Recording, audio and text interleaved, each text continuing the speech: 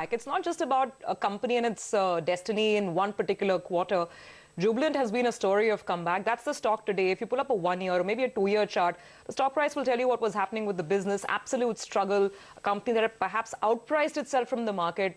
Just the lack of a value proposition, and everything changed with the management change at the top. The question is, where from here?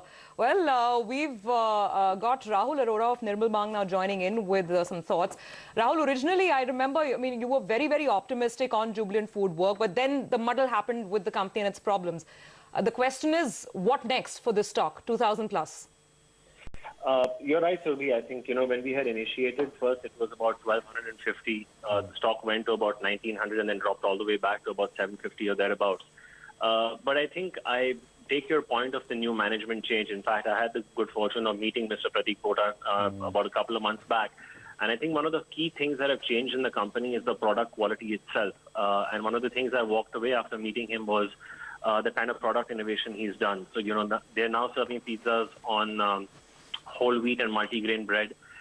They're offering low-fat milk. They have increased the cheese per slice of the pizza as well as the vegetables per slice of the pizza by about 10 to 15%.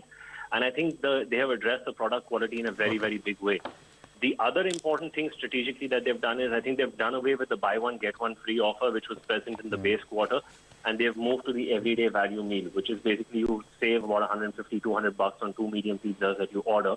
So, you've moved away from that deferred purchase to an everyday purchase mechanism. So I think strategically and product-wise, they have done two very important things, and I think that is showing up quite substantially.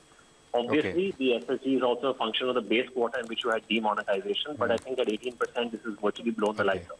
Oh, yes, and I tell you something, every intraday dip is being bought into 6% higher right now, F&O stock, and if you see the depth of the stock, it clearly looks like, there's just absolutely no sellers, just only buyers, and 2070 now on the stock. So you don't know, what could happen with a stock like this. So Rahul, good afternoon. What's your price target right now, and do you think you will be upping your price target? So Anuj, I think, they've already done 21 rupees EPS for the 9 months ended. I think our own initial models indicate that they'll probably land up doing about 30 rupees EPS for this financial year.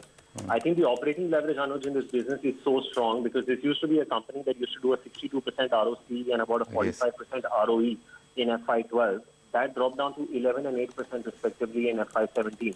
So I think even if they were to get back to a 30% kind of ROE, ROC, our analysis suggests that the EPS could virtually double in a matter of 2 years. So even if you work with about a 50 rupee EPS for FY20, given the kind of absurd valuations you're seeing in consumer and consumer staples, it is possible to ascribe a 50 times multiple to the stock. Lever is also going there and thereabouts. So you can work with a target of about 2,500. So you still, I think if you're a buyer in this name, you could still probably pay for a 20-25% pop because the last 2 quarters back-to-back has been the coming out of a very tough phase of Jubilant. So I don't think people will sell into any rally that you see right now. Remember, the U.S. is still not reacted to this news, and this is a company that's 47% FII owned. So you could land up seeing some follow-up buying that comes into the stock tomorrow morning as well. But one point I just want to make, Anuj, is, if you just look at the one very important metric, which is the download of the mobile ordering app. In 3Q FY17, it was at 5 million. In 3Q FY18, it is 9 million. That's an 80% increase in the mobile ordering app downloads. That tells you something about the way the nature of the business is moving. So I think in the context of product quality, strategic moves, the way they've shut down Dunkin' Donuts. From the base quarter, they've reduced the losses by almost half.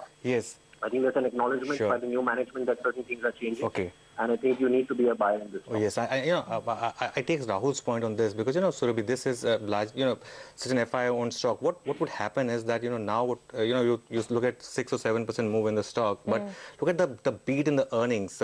What will happen now is that you will have earnings upgrades. Tomorrow morning, you will have price target upgrades. You will have price targets of 2,500, 3,000, 3,200. That's happened in the past, because, and it's gone through such a bad phase that after that, it's coming out of that phase. So you would see a lot of these upgrades, and that would reflect tomorrow morning. So I think I take Rahul's point completely on that. Okay, all right, Rahul, thanks very much for thoughts there. That is Jubilant Foodworks. Tell you what, I don't know if it's the pizza or if it's something else. This market has taken off 53 higher on the Nifty now. The Nifty Bank is surging. Let's start pulling up stocks. Hindalco, IOC, Ved